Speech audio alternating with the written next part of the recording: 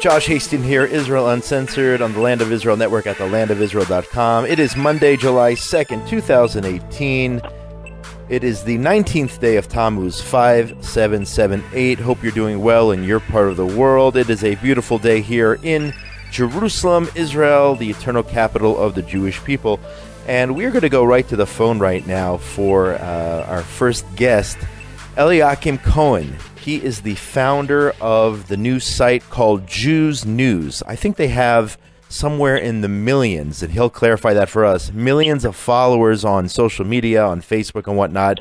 And they put out a lot of news that people don't see, certainly not in the mainstream media, about what is really going on here in Israel, some of the realities that you're just not getting if you're counting on those CNNs and whatnot and the other mainstream news sources. And the reason we were speaking to Eliakim today is because he has just launched an amazing program, and I'm going to let him tell you about it, throughout the land of Israel to bring you the true story, the reality of the people of Israel from north to south to east to west. And without further ado, Eliakim Cohen, welcome to Israel Uncensored here on the Land of Israel Network at thelandofisrael.com. Gosh, it's good to be back on your show after a few years absence. To call you all the time from Sheila. It's been a while, and it's great to hear your voice.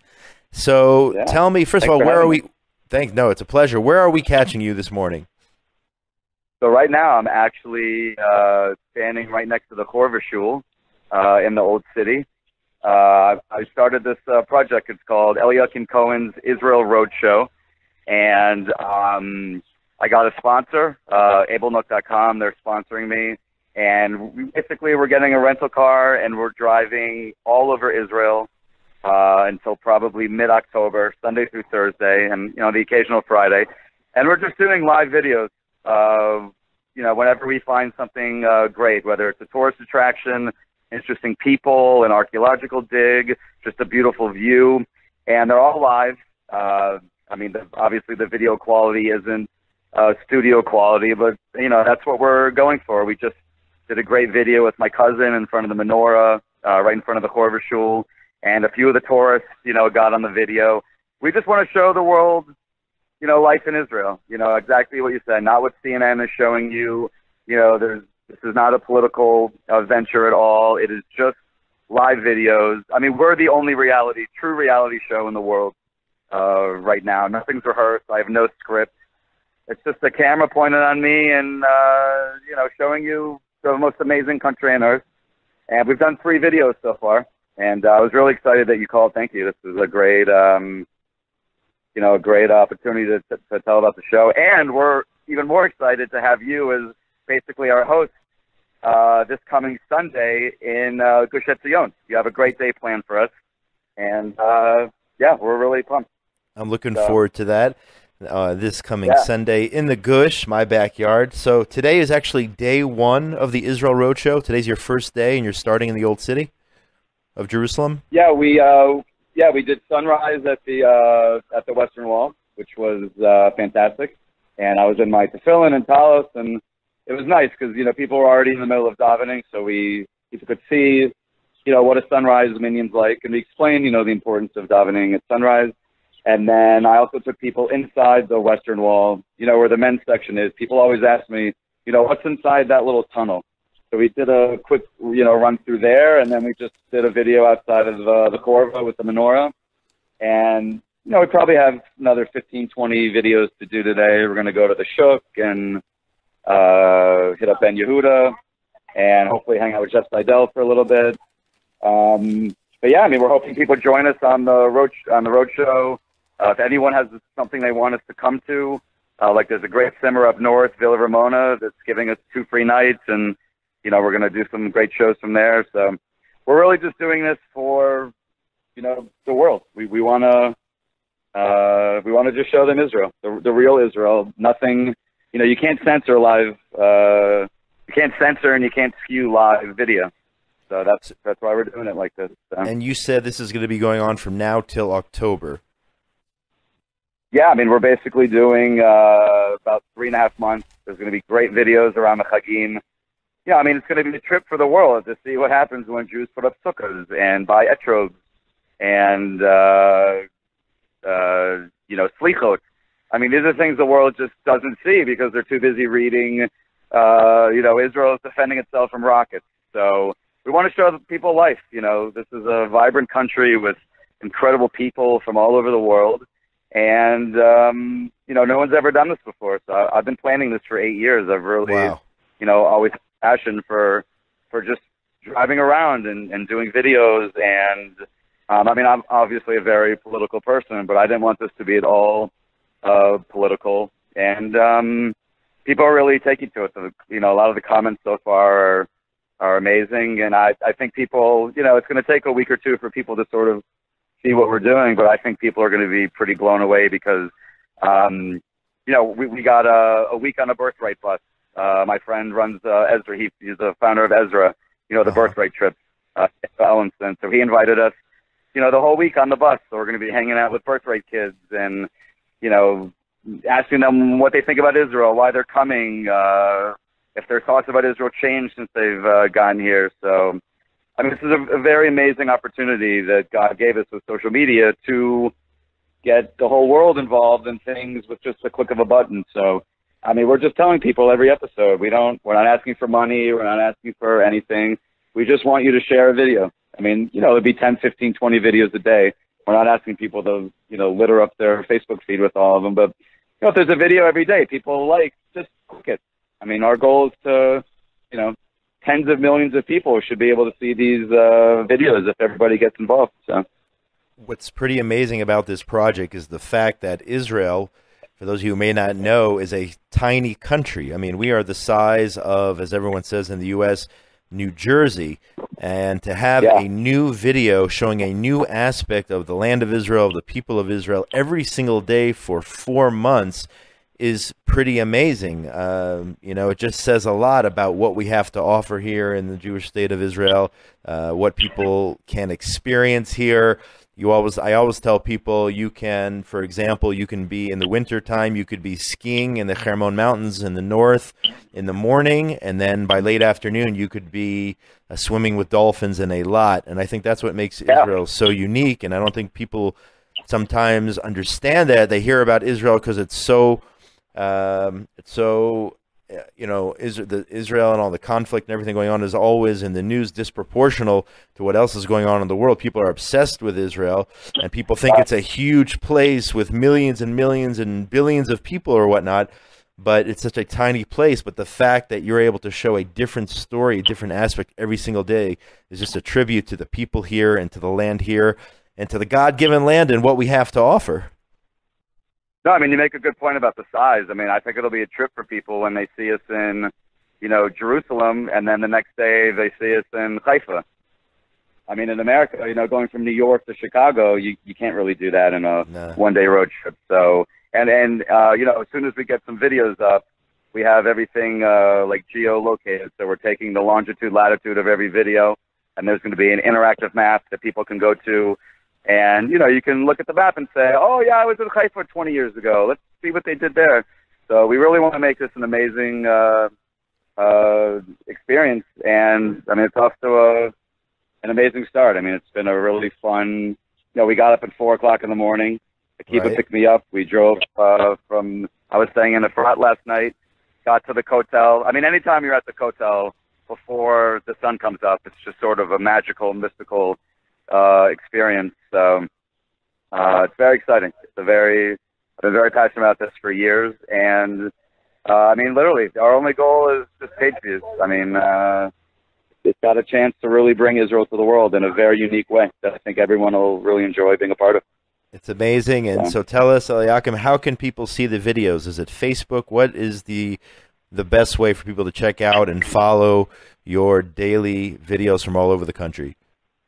Yeah, so if they go to Facebook, go to the Jews News Facebook page, JEWSNEWS. It should be the first thing that comes up. There's a coffee cup and a newspaper as our logo. And, there's over 1.6 million people. Wow. And, if they join our page there, they'll be more likely to see the videos as they're live. But if you just go to facebook.com/Jews News, every day you'll be able to see the videos. And as after the first week, when our landing page is functioning and thriving, people will be able to follow us there.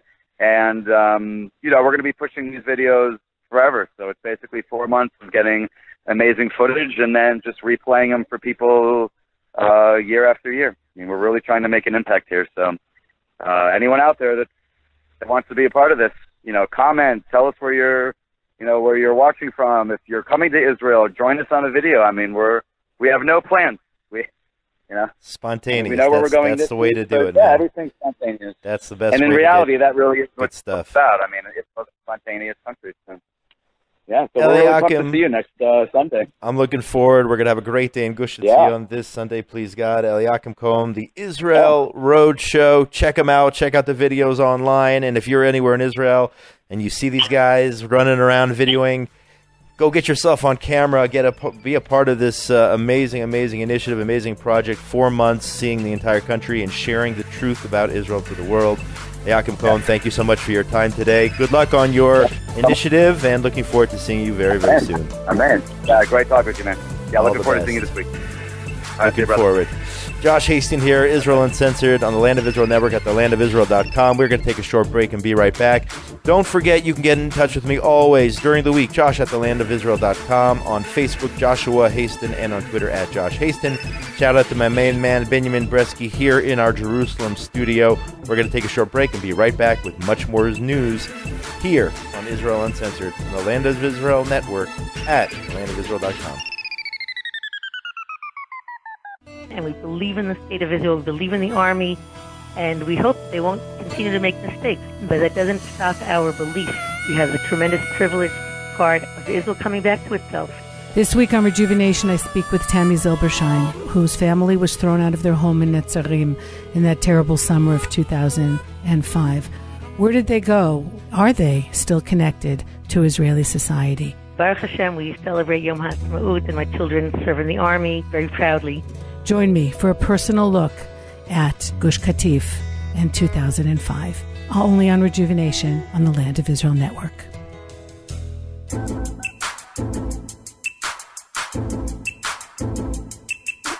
And we are back. Josh Hastings here, Israel Uncensored on the Land of Israel Network at thelandofisrael.com. That is an amazing project, the Israel Road Show with Eliakim Cohen and company. Check them out on Facebook. We are going to get to the news right now. A lot to discuss. As always, reported here by the Jerusalem Post, our first story. 12 fires rage in the Negev from these terror kites and balloons on Saturday, on Shabbat, just yesterday, according to this report in the Jerusalem Post. According to JNF KKL, the situation in the south continues with these incendiary devices.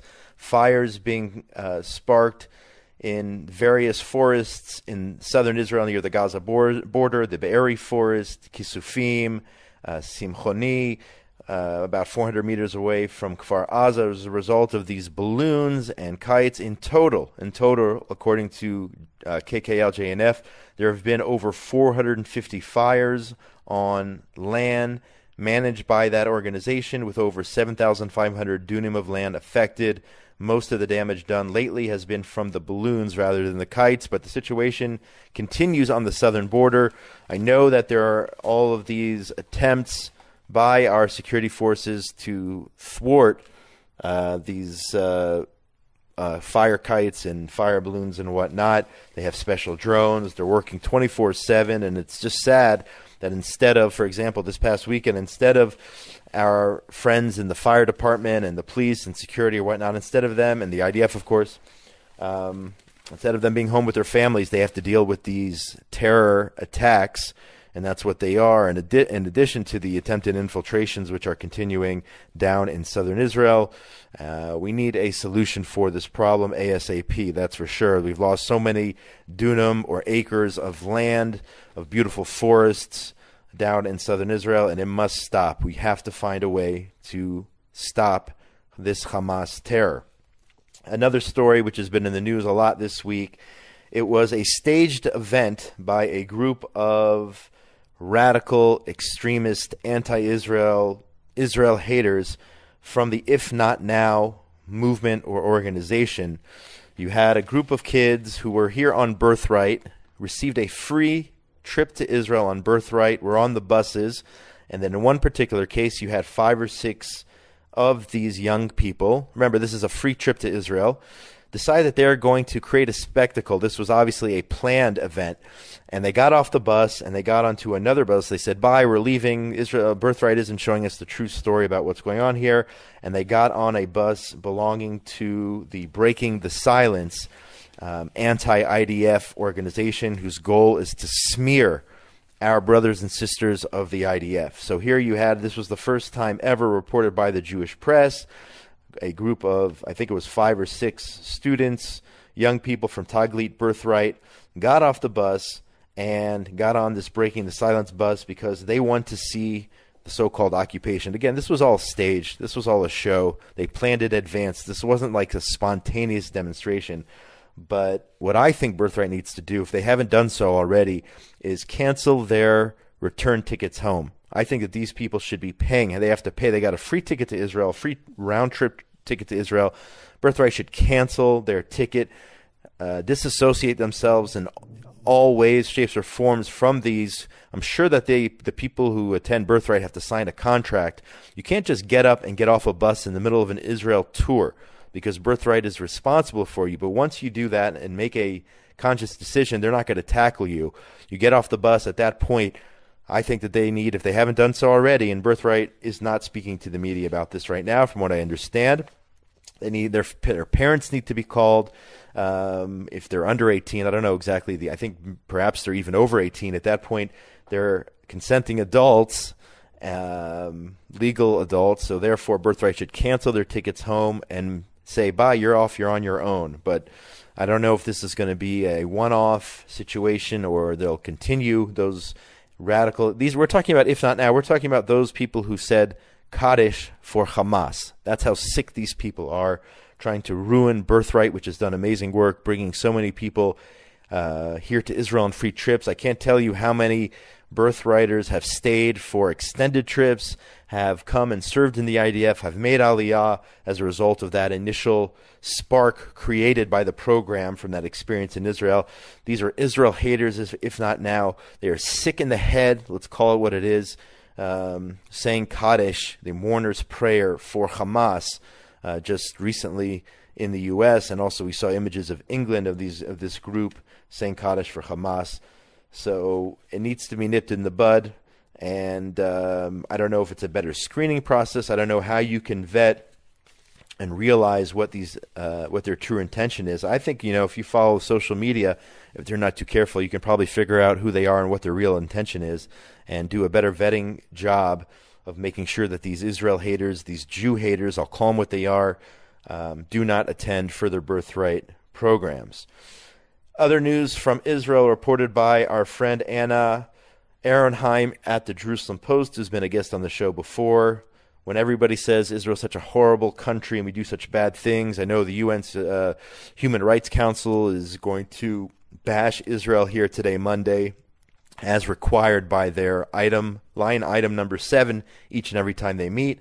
Nevertheless, Israel and the IDF transferred 6 wounded Syrians, including 4 children, to Israeli hospitals for treatment on Saturday. Syria, of course, an enemy country. Syria fighting a civil war in which over 500,000 people have died. Syria, which attacks Israel from time to time on our north. Nevertheless, Israel transferring children, wounded children, including a 10-year-old girl with a head injury, a 7-year-old with also a head injury, other injuries, shrapnel, 6-year-old girl, 14-year-old girl with stomach injury, a 19-year-old.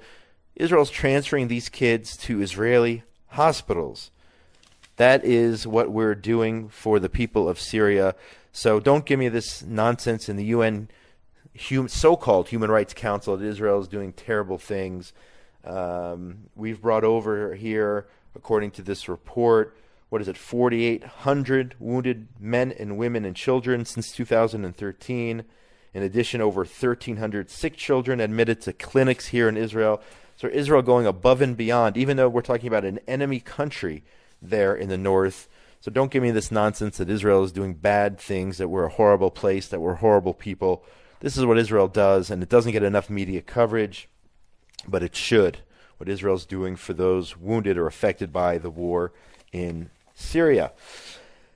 Another report here by Khaled Abu Tuame in the J Post. The headline is Palestinians planning mass protests against Trump's peace plan. Now, we don't know exactly what's written in the peace plan there, but nevertheless, according to the report, Palestinian activists in what they call the West Bank and Judea and Samaria said over the weekend they have received a green light from their leadership in the Palestinian Authority, no surprise there, to organize protests against President Donald Trump's yet-to-be unveiled plan for Middle East peace. I'll tell you why this is a good thing. Okay, I don't know what it says in his peace deal. I'm not exactly sure what is going to be written there. Nevertheless, until now, everything Donald Trump and his administration has done for Israel has been amazing, moving the embassy from Tel Aviv to Jerusalem and whatnot.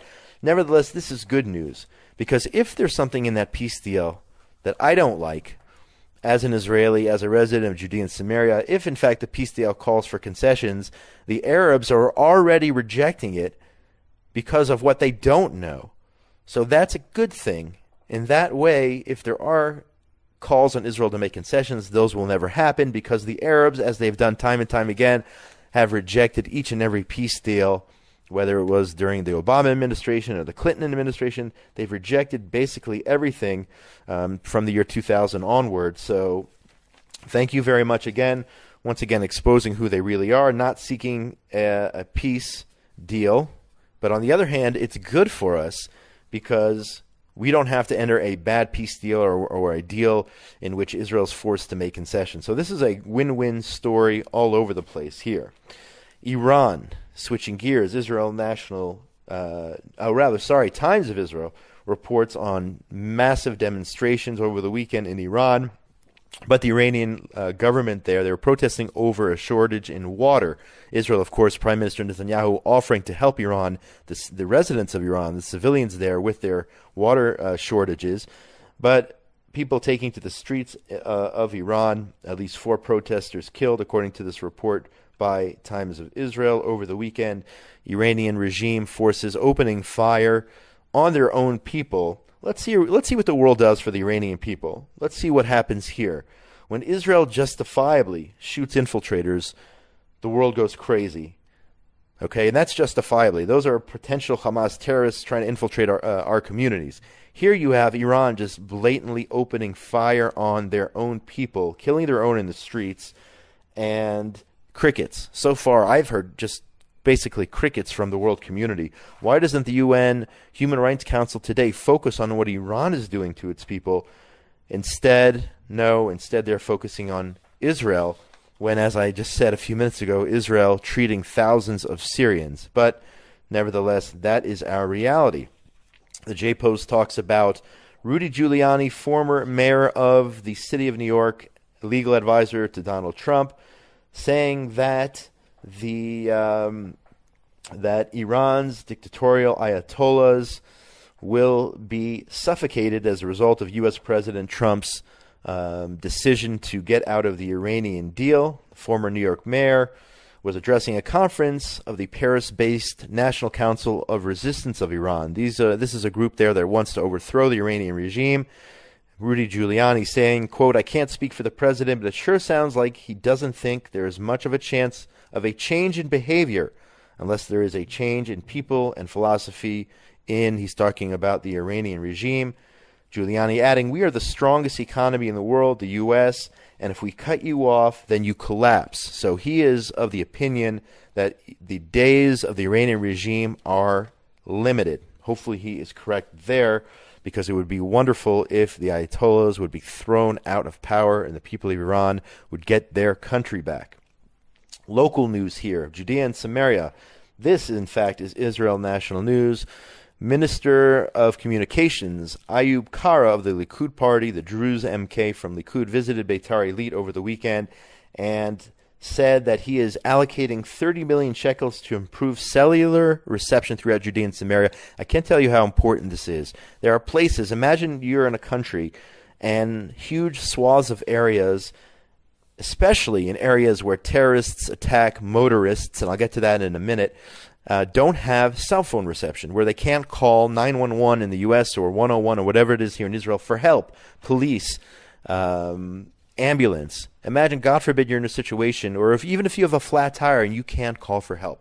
That is the reality in many locations in Judea and Samaria. We need better cell phone reception. This will save lives. Okay, it is extremely important. So hopefully we will see that 30 million shekel to improve cellular coverage throughout Judea and Samaria. Now, I mentioned the security situation. Here's another report here by Israel National News. Arab terrorists on Saturday evening threw several firebombs at a Jewish couple with their infant near Karmei Tzur in Gush Etzion.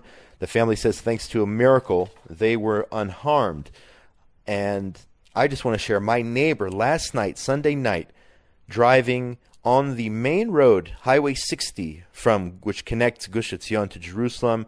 He was traveling with his young children in the car, and all of a sudden over that huge barrier which separates the road from the villages there by the tunnels, if you're familiar, in Gush Etzion, 2 firebombs thrown, landing within meters from his car. Again, this is a guy who has a family, his wife and small children in the car, and these firebombs, as we've seen in the past, can kill, they can burn, cause severe human suffering.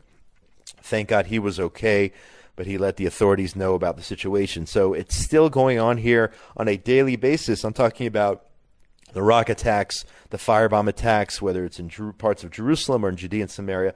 It's still happening. It has to stop. It's been years and years and years. There has to be a strong deterrence created by our government so that these young, whether they're 15 or 25, it doesn't matter to me, so that these young people don't go out and try to murder Jews on the roads in the state of Israel.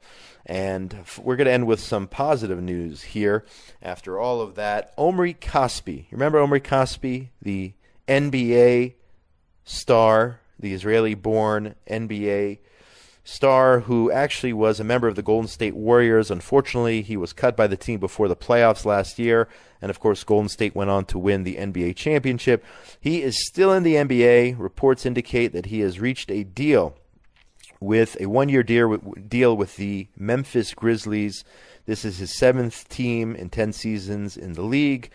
Again, Omri Kaspi, unfortunately cut by the Warriors, waived by the team before the playoffs. He would have been the first Israeli player from Israel in the playoffs, to play in the playoffs. Unfortunately, that didn't happen. He had a lot of injuries towards the end of the season, but he is getting a second chance or an 8th chance or whatever, 7th chance or whatever you want to call it there, and he will be joining the Memphis Grizzlies. Unfortunately, this past season they had a horrible year. Maybe Omri Kaspi will be the missing link, and Memphis will return to become one of the top-tier teams, which it was just several years ago. Good luck to Omri Kaspi. We're proud of you here in the state of Israel. You represent us well, and I know from those who have met him and spent time with him, he is a true mensch. So we'll end on that note for today, July the 2nd, 2018, the 19th day of Tammuz, 5778 here on Israel Uncensored. Shout out to Binyamin Bresky, engineer extraordinaire. Without him, there's no sound. Shout out to all the other wonderful hosts on the Land of Israel Network. If you miss any part of this show or any of their shows, go check it out online. You can catch it on the website, on SoundCloud, on our Facebook page, and many other places, and be in touch with me during the week. I appreciate each and every email or text or Facebook message. Josh at thelandofisrael.com, on Facebook Joshua Haston, and on Twitter at Josh Haston. I am signing out from our studio in Jerusalem. Everybody between now and when we speak again next week in the wonderful world of ours, everybody out there, be safe. Shalom, shalom from Jerusalem, Israel.